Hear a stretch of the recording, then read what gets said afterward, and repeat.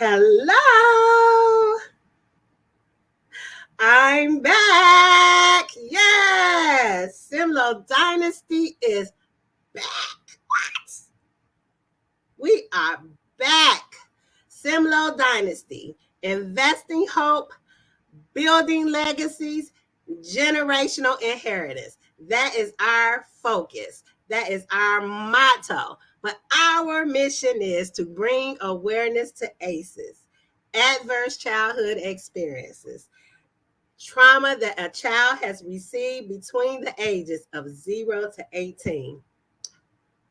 We're back. Praise God, we're back. Yes. Yes, we are back in the house. Come on in. Come on in. Share, share, share. Let the people know we are back. SimLoH Dynasty conversations. And boy, when I tell you it is going to be hot, it's going to be hot. It's going to be some people that's going to be delivered. It's going to be some people that's going to be encouraged today. What you say? We have the best resilient stories that will be coming in the next month. When I tell y'all, we got some amazing people coming forth, sharing their stories, sharing their testimonies, sharing their resilient stories of how they made it. Yes, they made it. They made it. I need you to share, share, share. I'm gonna share too. Let me hit this button a little bit and handle my business. Yes, yes. Hey, yes, I am live. I am live today, and I am excited. Excited. I'm here with my sisters. Can y'all say we back? Yes, we're back. We're having these conversations today. I would like for you to share. Share. Go to our page, simlohdynasty.com. Like, share. Okay? Like us. We are a 501c3 nonprofit organization, and our goal is to bring awareness to ACEs. But not just the trauma, but the resilient stories. And you can, at any point in time, feel free to contact us or to visit our website. You can contact us at 770-713-5532 or visit www.simlohdynasty.com or .org. Visit us, okay? We would like to hear your story. We are in need of resources. We are revamping our board. We need you. We need you. Check us out and see what we are about. We are about community. We are about the village. I don't know about the village, right?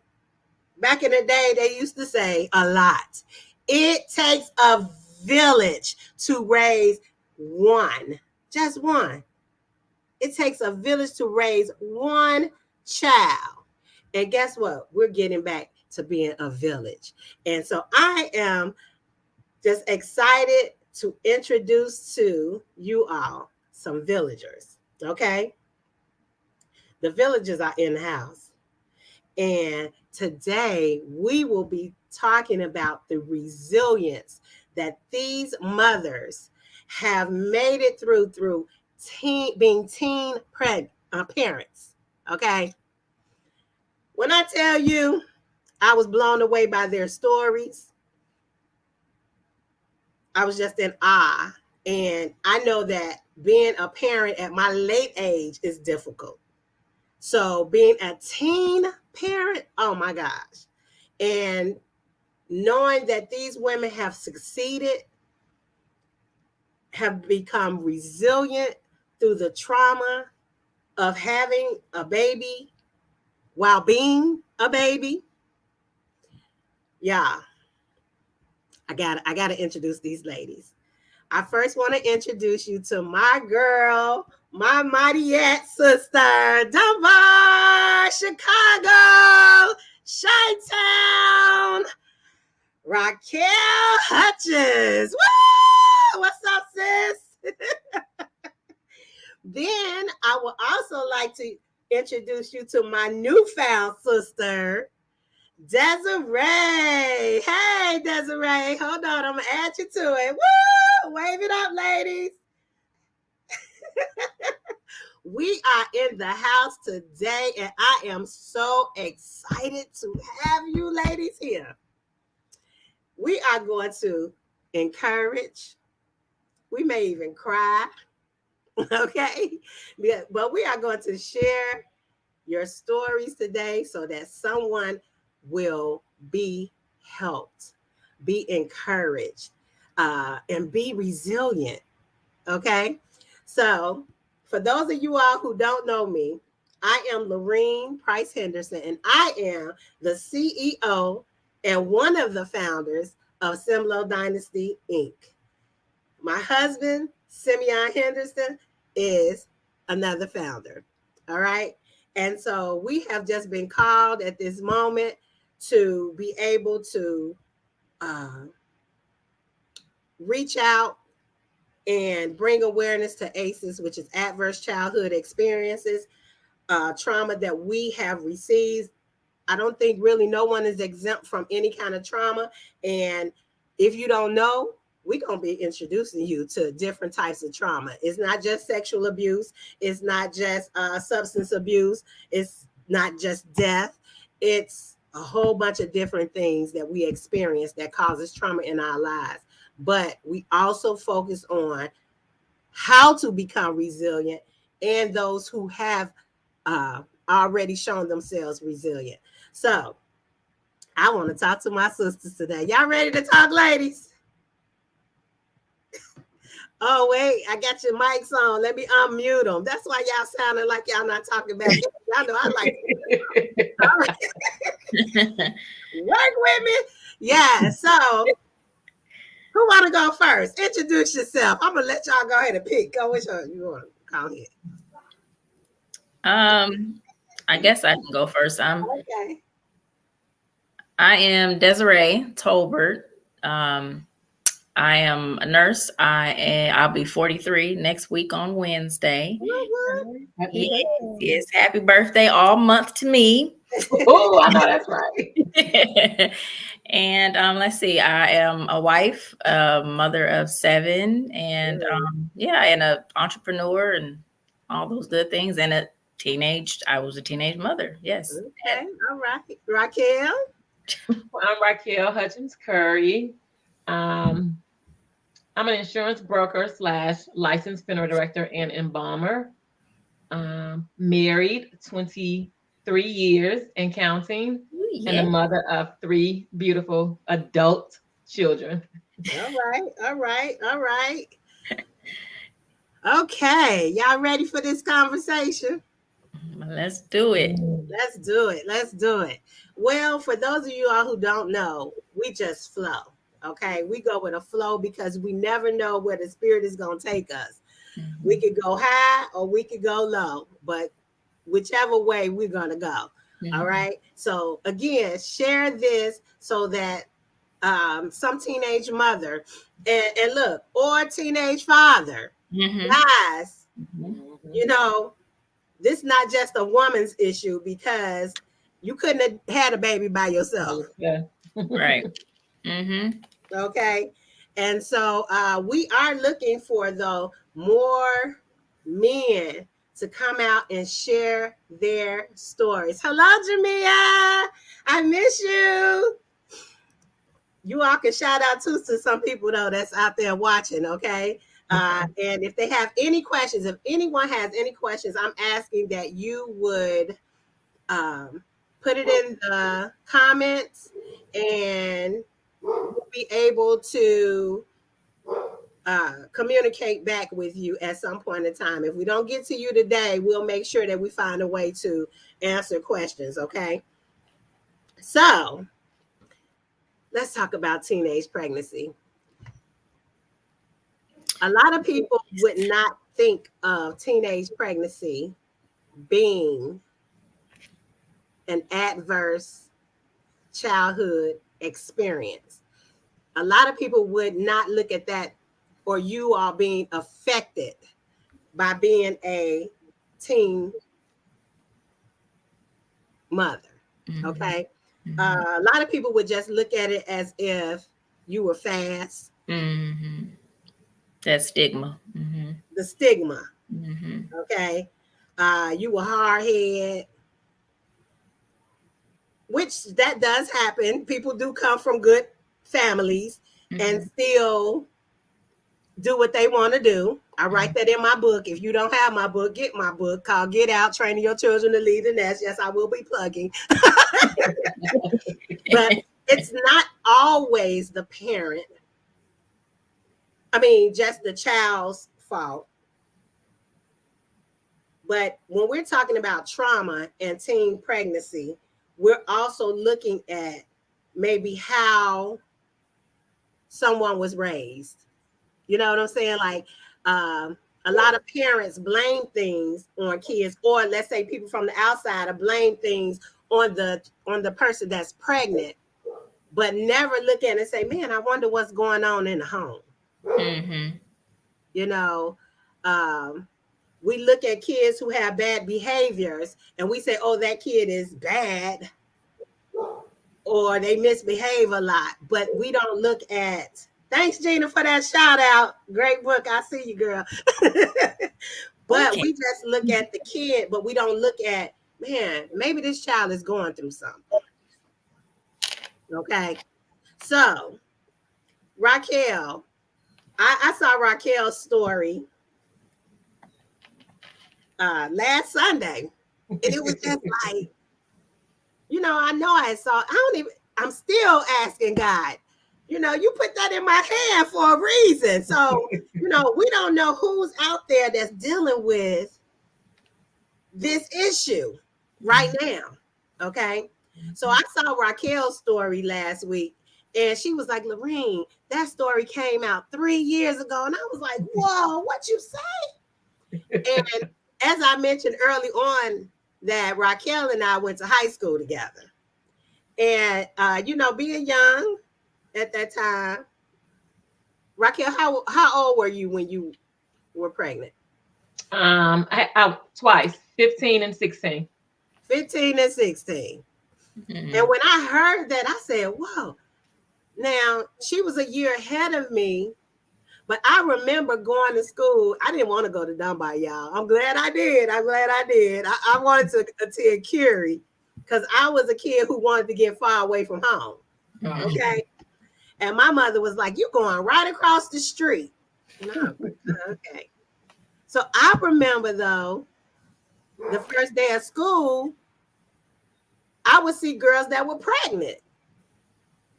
And I remember going home and saying, I think you sent me to a pregnant girl's school. You sent me to the wrong school, Mama.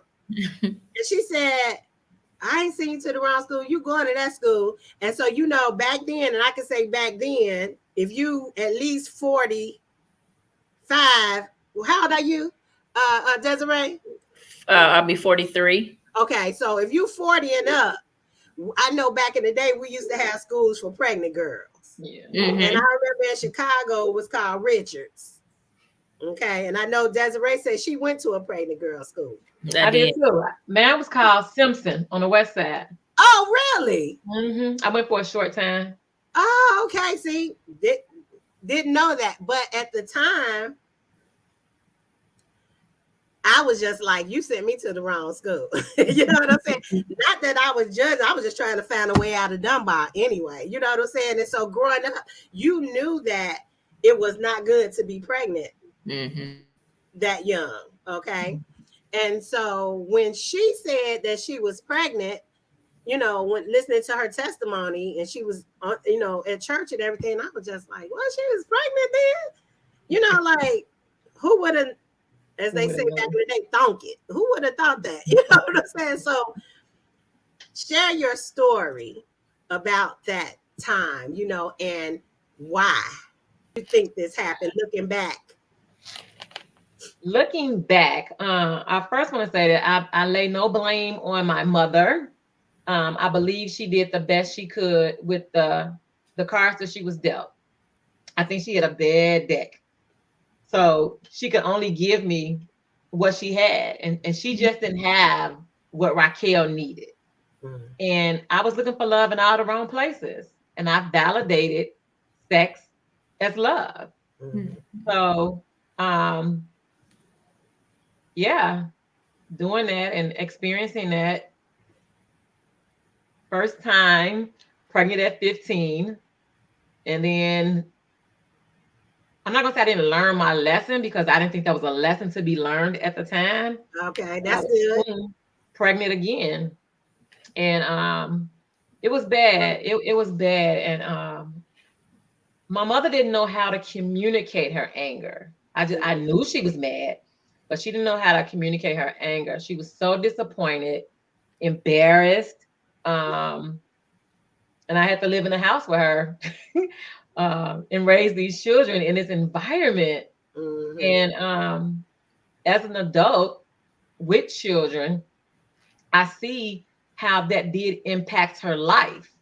That she thought her entire life would be changed bad, that she would be responsible for these children now. Maybe she would have to stop living her life to help me, not knowing that I was gonna be okay. I, put up my bootstraps and got myself a job and have always been gainfully employed. Had a few bad boyfriends in between, but managed to get a wonderful husband in the end and help raise my children. But she didn't see that. She didn't see me who I am today. She still don't know where I came from or how I managed to get here, because she know that she didn't help. Well, wow. She saved. She know it wasn't nobody but Jesus. Awesome. And I like what you said in regards to you thought you didn't learn your lesson, or it wasn't that you didn't learn your lesson because you didn't know what lesson to learn. Right. Okay. And I personally, after having a baby at 40, I was like, I ain't doing this no more. I wasn't doing it no more. So to be a teenager, and you did, and they're how far apart? A year and 6 months. A year and 6 months. Wow. All I can tell you is, again, I had mine at 40, and I was one and done. Okay, so to be a teen parent and to say that you didn't even understand the lesson to be learned, and that's because you were still learning yourself about life. Yep. And we look at a lot of kids, and I'll say, and I don't just say kids, I look at some adult parents who have multiple children, and we know they still ain't got the lessons. Yeah. Bringing trauma into some kids' lives today. Okay. Gina says you're very resilient because she has two.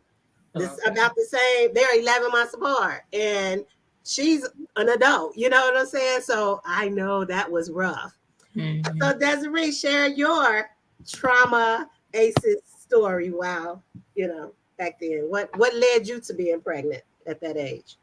Well, not that, like Raquel said, that I, blame the parents because, they only repeat cycles and don't know any better. So, my mother, although she was raised with her mother and father, she suffered a lot of abuse growing up mentally and physically.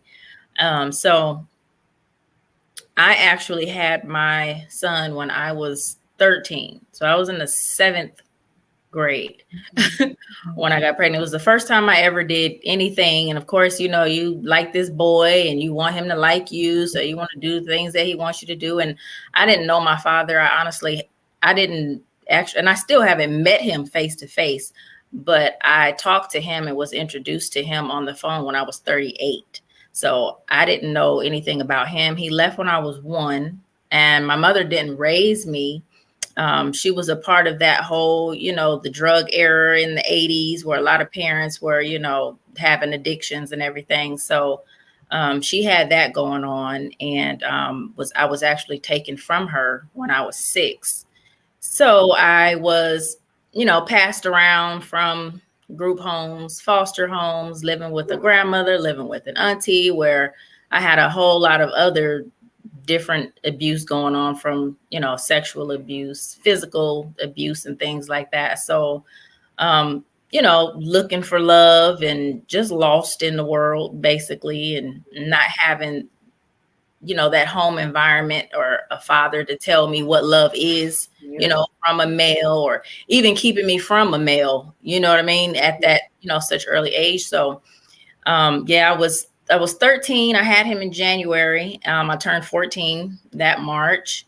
I did end up having to go to like a pregnant school. So I was taken out of the public school, went to pregnant school, and, caught the bus out there every day, big old belly.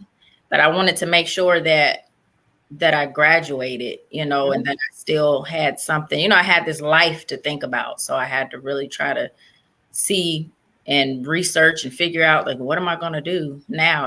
How am I going to have a whole person that I have to take care of, So, and education was always a big thing that I, would hear, where you got to graduate, you need to, get this, get that, or whatever, so that you can, be successful. So it was a lot of hard work. It was a lot of ups and downs. It was a lot of staying with different family members and, different things like that, of course, because at that age I couldn't work. But because I was in the system, whoever did have me could get a check for me. And you kind of know how that goes when, people will take you, not necessarily because they want you, but if you come with some money, they'll go ahead, And, I just want to interject on that. You named a whole bunch of traumatic experiences. Yeah.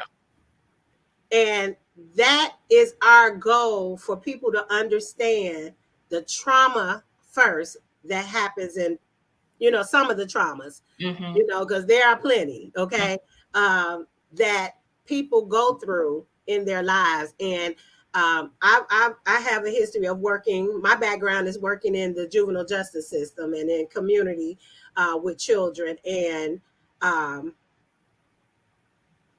never knew the name for what was going on until about 2 years ago, about the trauma that we experienced that actually build us up. It can build us up or break us. Right. Okay. And I see somebody over say, let's talk about the resilient. We're getting to it. But you got to know about the traumas. Right. Where it came from, how it started. Where it came from. And one of the things, why, it goes back to, I remember back in the church, or your auntie's house, your mama's house. No one talked about the traumas. No. All they did was talk about where you should be, how you should be, if you had that. Like you're saying, Desiree, you didn't even have that. No. Okay. Raquel, I know some of your story. You didn't have that. And so and that's the reason why with ACEs, it is so important in the preventive stage is to have an adult who can mentor. I believe I made it because I had mentors. My mother is still, because you never stop being a mother. So my mother is an awesome mother, but she made sure she had other people in our lives that she trusted. She knew them. She didn't send us places. She knew them. Okay. She had us involved in activities. It wasn't overwhelming, but the key to becoming, one of the keys to becoming a person of resilience is positive adult interaction. I agree. Okay. And so when I hear, even before the baby, there was so many other traumas. What's going on? Yeah. So thank you all, for being so transparent, because there's someone who is listening, who will listen and say, man, I can make it. I know teenage parenting didn't stop. No. It didn't stop. Okay. And then we can have some adult parents now that say, man, I still got a chance to make it. Mm-hmm. All right. Keep going, girl. Yeah. So yeah, that was, I guess, leading up to the pregnancy, there was just a whole lot of, trauma before that, and just kind of not knowing, not having any type of mentor or an example or anything like that, in the home. So I just always say it was just the grace of God. It was God that was the father that got me to where I am today, because I can't say that there was an example. I know I had a best friend, and this was right around the time I think I was staying with a grandmother or something like that. And I had a best friend, and that was the family structure model that I got to see in that one point in time. And I always remember that. And that was right around the time that I actually got pregnant. But I seen how she lived. It was her brother, her mom and dad, like kind of like that whole something you'll see on TV, because I didn't see things like that, of course, at my younger age. So that was when I recall and think about it, that was the only example that I can say that I actually seen, when I was younger, of what a family does look like. But that one made a difference. Yes, it did. Yes, awesome. It did. That's awesome. Mm-hmm. That one made a difference. So showed me all it takes is one example. Yeah. It only takes one. Different, that things can be a different way. All I've seen is this, but hey, over here, this, okay, so this is how this works. So this is true. It's not just TV. Like, this really does happen. Mm-hmm. Mm-hmm. Awesome. As you all can see, I'm hitting some of the comments that people are saying. And, one of those big things when we talk about, people don't talk about the negative things in the house, because like they say, what's said in my house, stay in my house. You know what I'm saying? And I know with my child, and that goes for even outside, because then you untaught that then when they're being abused and sexually abused and mentally and physically abused, they ain't coming to tell you because somebody else said the same thing. What happened? Yep. Stay here. Mm-hmm. And not tell nobody what just happened. Mm-hmm. I get on my son because he talked too much. And we have to teach a balance. Yeah. But we have been muzzled so long. Yeah. I want mine to be free to tell me anything. And if not me, he better tell somebody. Right. You get what I'm saying? That's somebody that's gonna tell me. Yeah. Because he might tell me he know mama gonna go crazy. Mm-hmm. Okay, and daddy gonna go crazy, But we, and it's bad, but a lot of people are still living like that, where you don't talk about what happened in this house, and there's all kind of abuse and everything going on. But I'm telling somebody, find somebody that get some help. Yeah. There are grown people that are, suffering in silence because they just still living by that and won't say anything and speak up about it. Yeah. We get into it. And so this is awesome. I just pray that someone has listened to this story. And when I even talk about the men, I don't know what the statistics are when it comes to men or young boys actually being a part of that experience. One of the things I teach my son is, even though he's 10, y'all know 10, you can have a baby. Mm-hmm. Puberty starts. Okay. You got some 10-year-olds that I got with some 13-year-olds. Mm-hmm. Yep. Now, let's just keep it real. But people weren't talking about that then. Mm-hmm. So I'm real open when I'm talking to my child about you can get somebody pregnant. Mm-hmm. And she ain't gonna be pregnant by herself if that happened, here. But I rebuke all that in Jesus' name. Okay. But but if more parents felt that way, if more parents help their male sons become more accountable, just because the baby goes home from the hospital with the young lady doesn't mean it should just be her and her mother's and or whoever is in her household responsibility. Right. Like if more parents did that.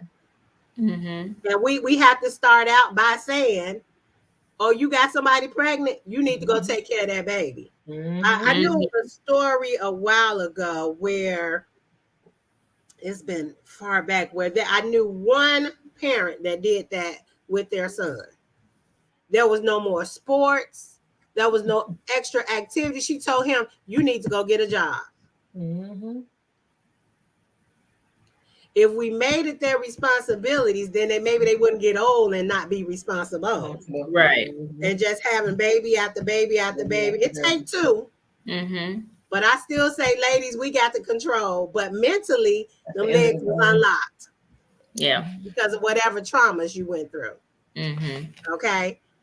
So this has been awesome.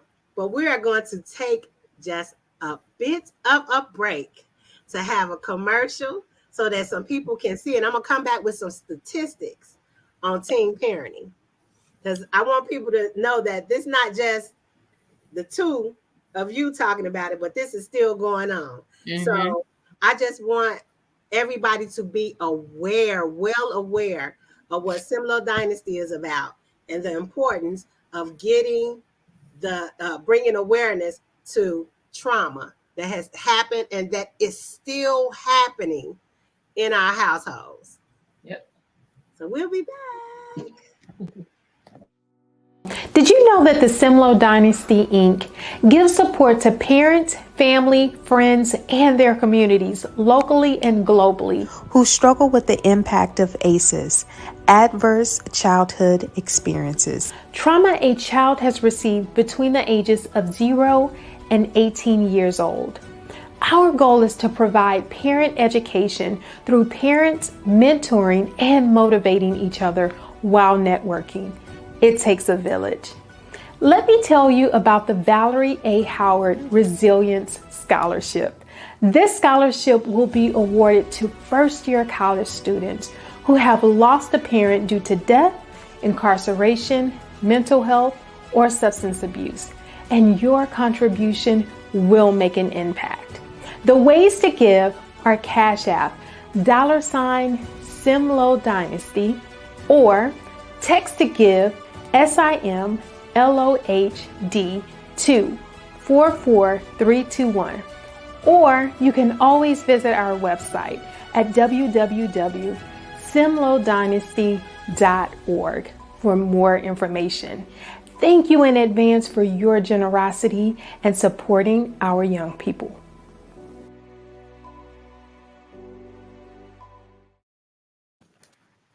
We're back. You all, we have more going on than just the Valerie A. Howard Scholarship, but that's a big part. Okay, that is a big part. We partner with other mentorship programs to be able to provide out resources for children. We are also looking for more counselors, not just in the Georgia area, for those that didn't know that I moved from Chicago, but not just in the Georgia area, but we are looking to expand into other areas to bring other states to bring awareness to ACEs. So we're looking for partnership. We're looking for new board members. Please, please, please, y'all, contact me so that we can be a village. Okay, I am looking for villagers to assist in this. You can check out our website for more programs. I will be starting online parenting programs, so we can stop saying there's not a manual. Nobody taught me. Just like Raquel said, I didn't know which way to go, basically. Look, this mama wrote a book. All right. And so just support. Let's expand. Let's bring awareness, but let's also help in the healing process. Okay. I wanted to give you all some stats on teen pregnancy. I want to give a shout out to my cousin Christy, who is in public health, she always on me about the stats. You got to talk about the stats. So, so some of the statistics that show 3 in 10 American girls will get pregnant at least once before the age of 20. 3 in 10, y'all, that's a lot. That's a lot. That's nearly 750,000 teen pregnancies every year. Okay? Parenthood, huh? I said, ooh-wee. Parenthood is the leading reason that teen girls drop out of school. More than 50% of teen mothers never graduate from high school. Okay. I want to pray for my cousin who is not here tonight. She was supposed to be on, but I want to pray for her husband who is in the hospital right now. So I know you all saw Ronnie or Rhonda Henderson that was supposed to be one of my guests on here. And we're going to have her back, even if it's just a one-on-one, to share her story. But she was one who didn't finish high school. And she had her child at the age of 13. But her child is getting ready to graduate from college. Come on. Yes. Come on. And I know that she did go back to get her GED, and she has a goal to mentor other teenage mothers. Okay. So, this stat alone, I'm sure it's hard. I can't even get work done every day. So I know trying to graduate from high school, okay, another stat is about 25% of teen moms have a second child within 24 months of their first baby. Yep. I didn't know. I thought you was the only one.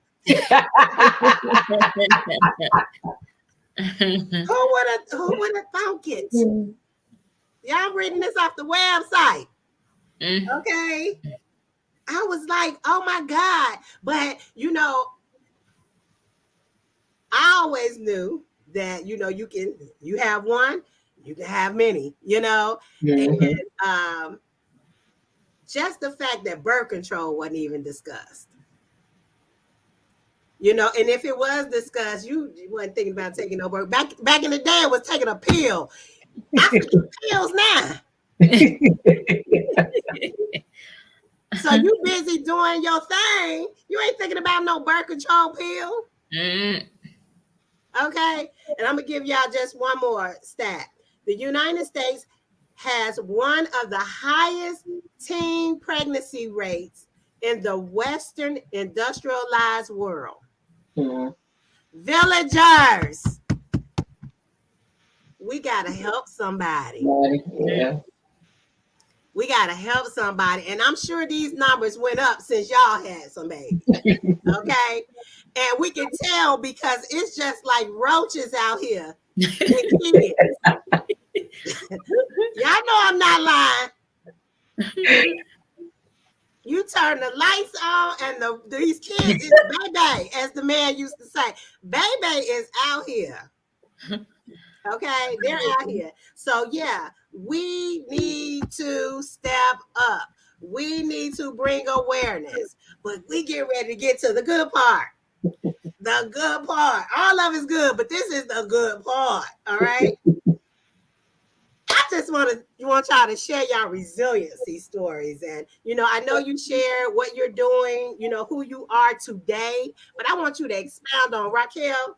I need you to expound on, because I was so shocked about this.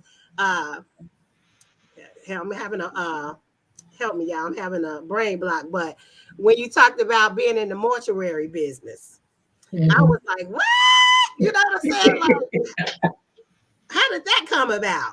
So share your story with that. So I'll take it back a little bit. So having 2 kids at home with my mom, my sister and brother lived with us. My brother was in between our house and his girlfriend's house. So my sister was the mainstay person there. And my sister saw me today, who I am, she would encourage me. And there's a 6-year That's that age one. difference. That's that one. It took that one. So she would say, you know, don't let this define you. You got this. We're gonna get through this. You know, I'm gonna help you. I'm gonna help you. And she used to help babysit for me. So after high school, I was determined to graduate from Dunbar. Like, if nothing else, I was going to graduate high school. Mhm. After giving birth to Raven in November, I went back to school before I was released to go back to school because I had midterms or finals.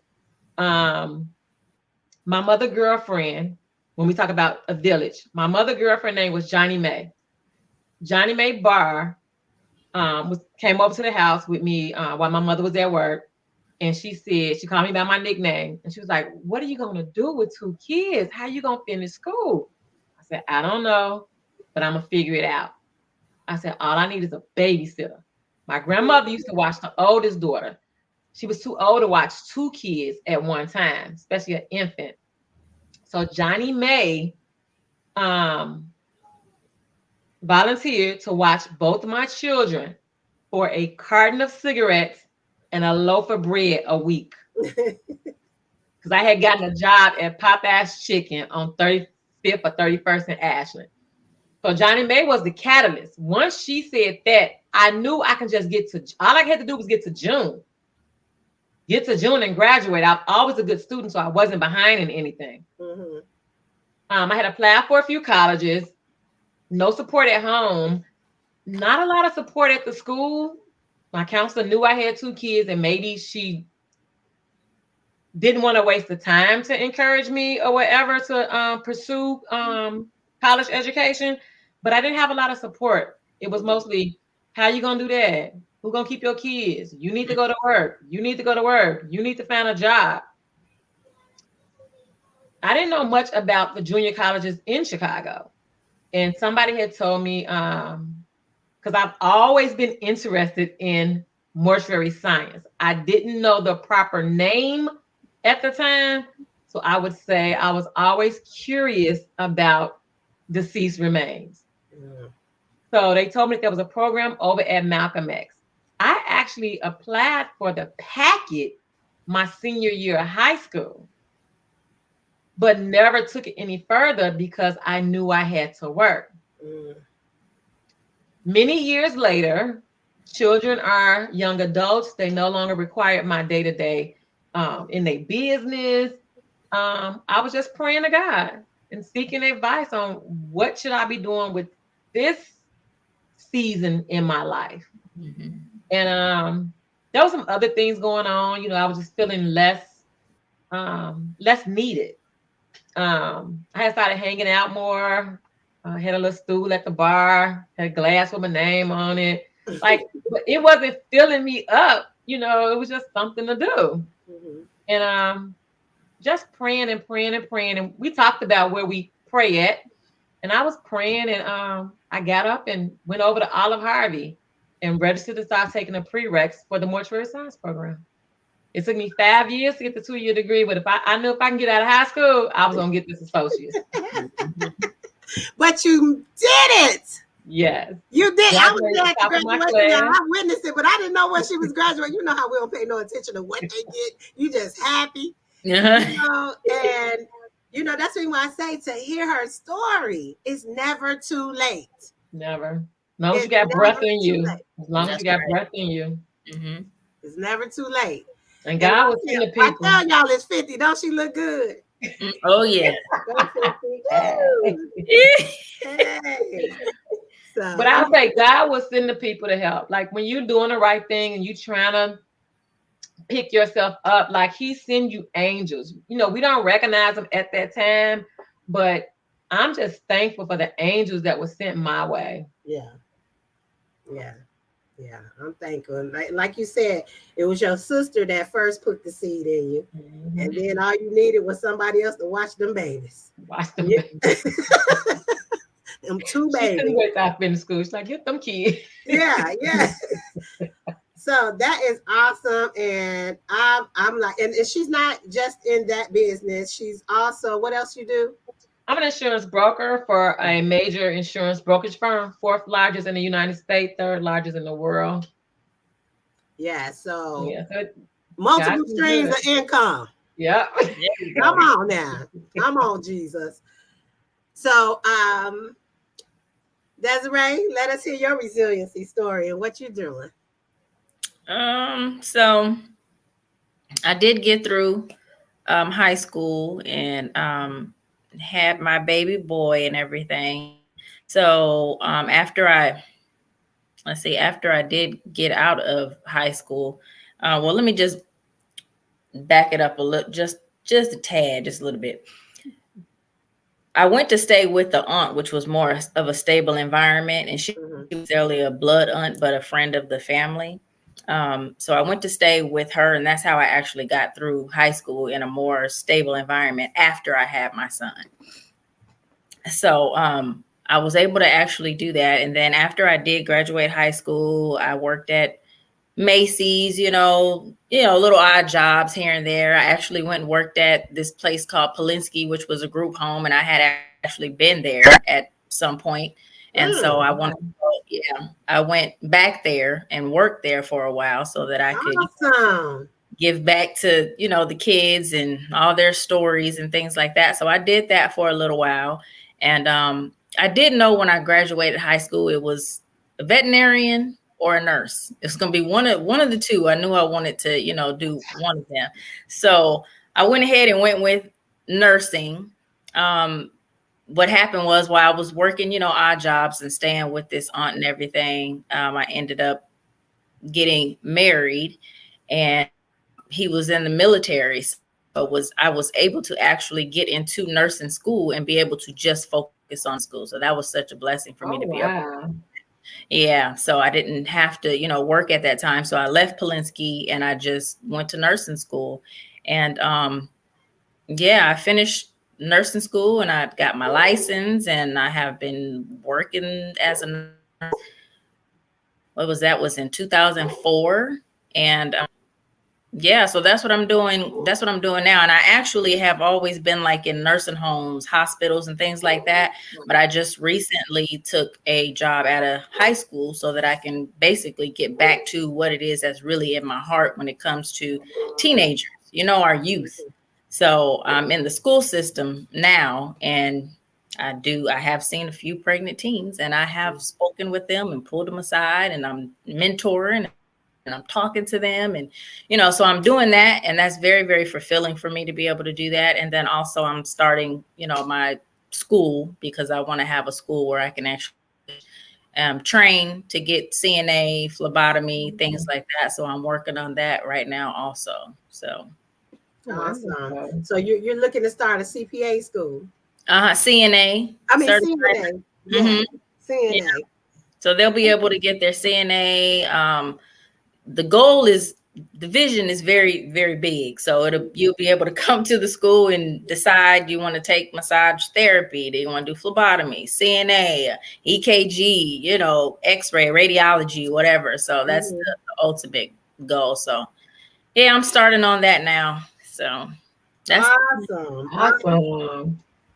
I am so excited. And if there's anyone that's out there that can help give some assistance to Desiree, some information on how to go forth with that, come on now, reach out, help. All right, help her help somebody. That's right. Okay. And so I know we are all called to do something, extra to be able to pour or plant a seed into a child's life. Okay. Gina put down there the Royal Consultant. She did my business plan, so I shout her out. Hey, Gina. And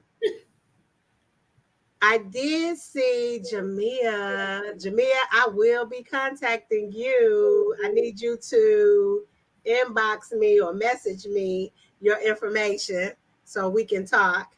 I see she's a counselor, and I never knew that. See? So that's why we hold these things, we go live, and that was something that I did not want to do, was to go live. But we are living in a time where we have to get the message out a different way. And we have to be creative in how we get the message out. And since I do like talking, conversating, what better way? Right. You know, and I just love the interaction of our guests of our watchers that's looking in on us. Thank you so much for interacting with us.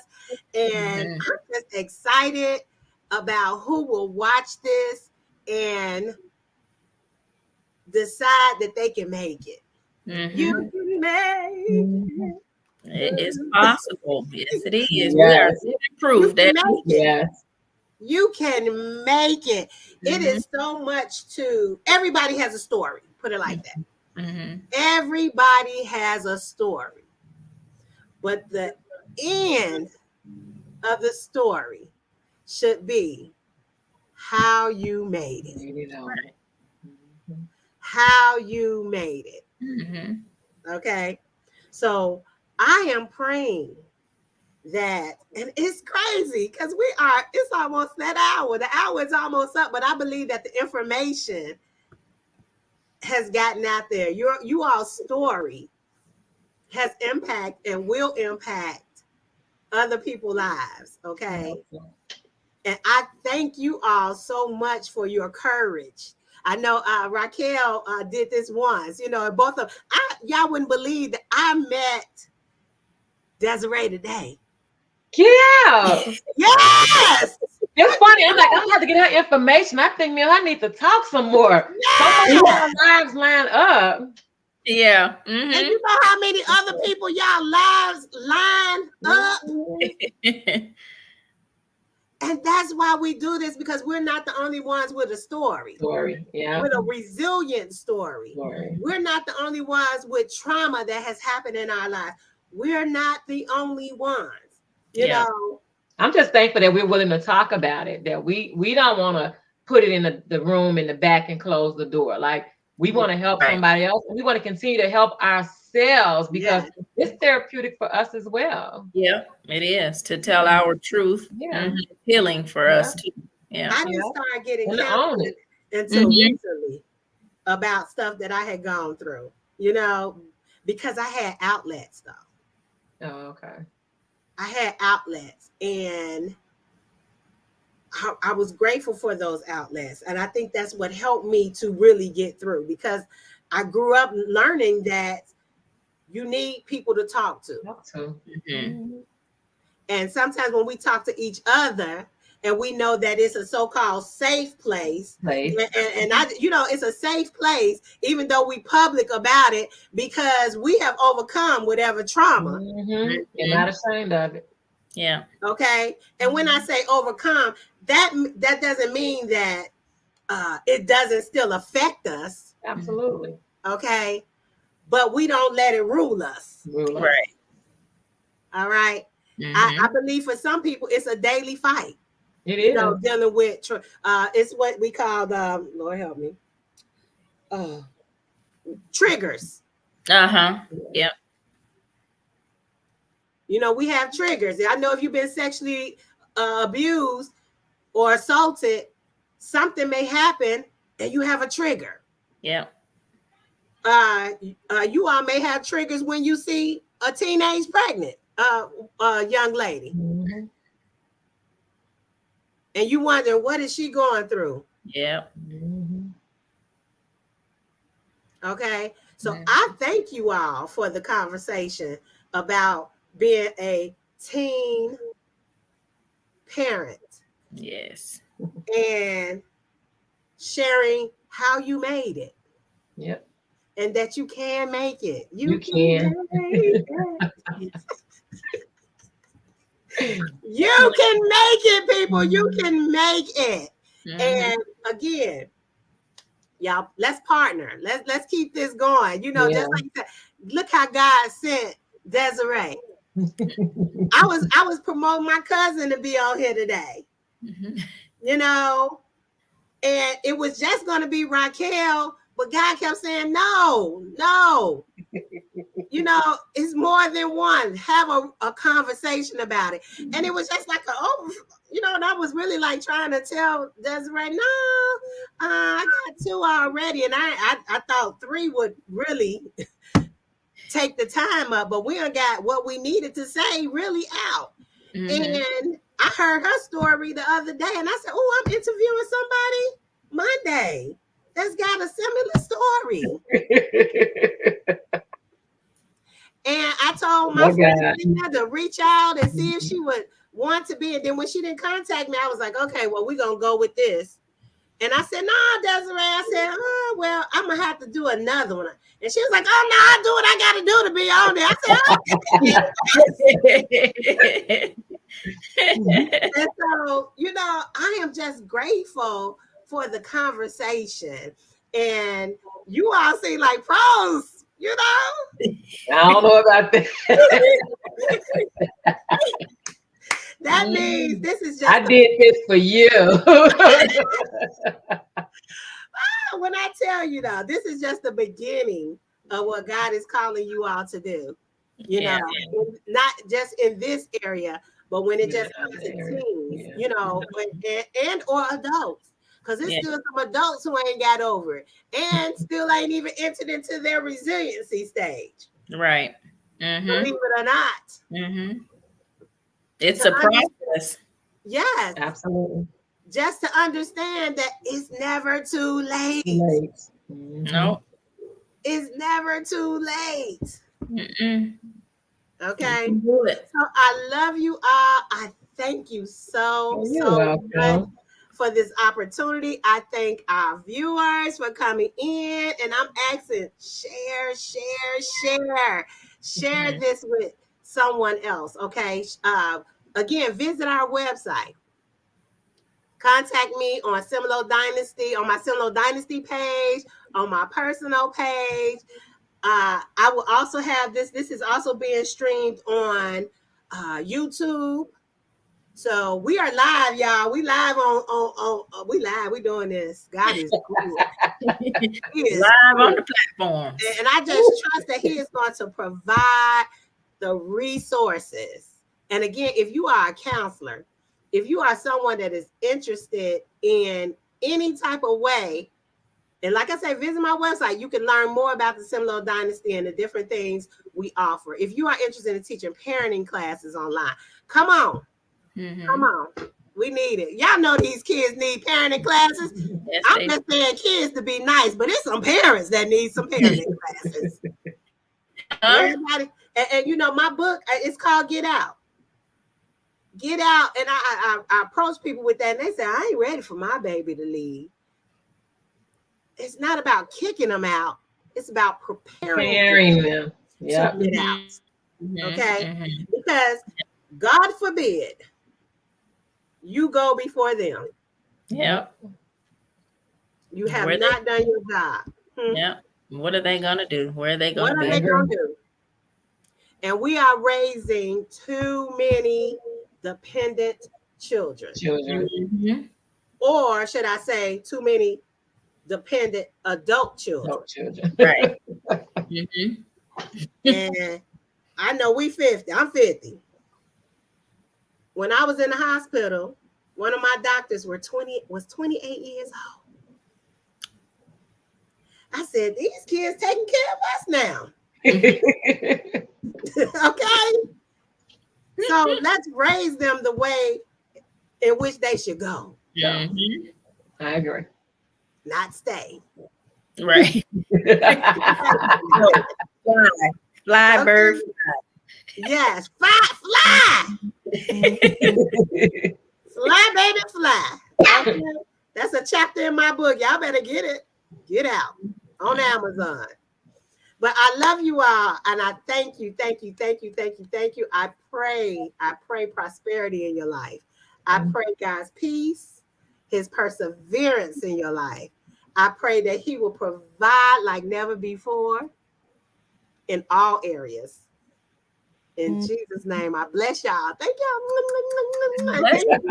You're welcome. And if anybody feel like giving, the offering tray is out. Visit us at SimLoHDynasty.com. Yes. Bye. I love you all. All right. It was nice meeting you. You too.